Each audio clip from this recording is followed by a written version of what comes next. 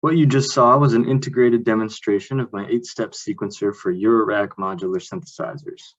Modular synthesizers are a type of musical instrument that one plays by patching independent modules together to synthesize music or sound using electrical signals. This particular module is a sequencer, which outputs a user-determined sequence of voltages to be used to modulate different musical parameters in a synthesizer system, like pitch, for example.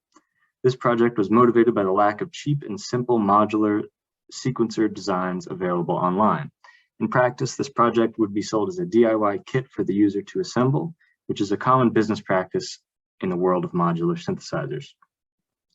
From this motivation, the following requirements were determined. First, the sequencer was to adhere to the Eurorack format, which is a modular synthesis format which defines things like panel dimensions and power specifications. Next, the sequencer needed the ability to control things like sequence length, clock speed, the amount of glide or transition time between the steps. It needed the ability to reset the sequence via a reset input and output a gate signal that is logic high for half the period of each step. Also, the design needed to be able to be easily assembled and very cheap. The circuit design for this project was relatively simple.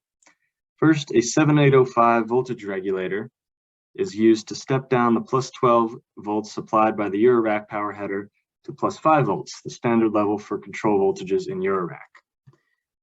The main part of the circuit utilizes the CD4017 decade counter by Texas Instruments to generate the stepping behavior required by the sequencer.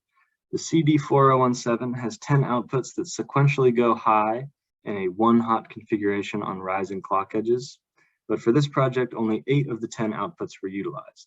Each of these outputs is sent through potentiometers to control each of their levels. All of the outputs are then routed through the same glide circuit and outputted on the same audio jack.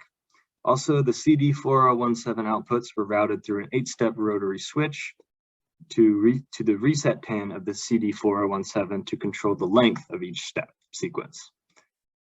The clock input for the CD4017 is connected to an audio jack for an external clock, but when nothing is plugged in, a CD40106 hex inverter is used with the capacitor and a potentiometer to generate a controllable internal clock. This internal clock is also connected to the gate output for use with other modules. 2 PCBs were then designed in Autodesk's PCB design software, Eagle. This two-tiered board assembly has a few advantages and disadvantages. First, it allows for very compact panels since the electronics other than the panel components take up no extra space, unlike designs which use just one board.